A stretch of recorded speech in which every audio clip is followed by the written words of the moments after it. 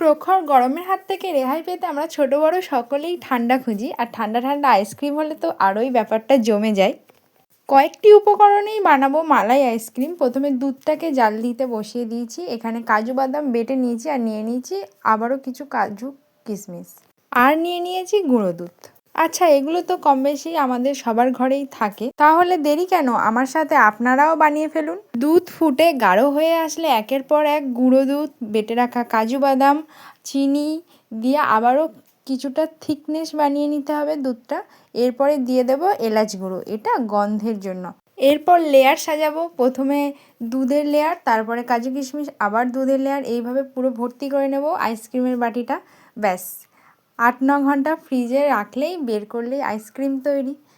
আমি না উপর থেকে একটু কেশর দিয়েছিলাম, ভেবেছিলাম কালারটা আসবে।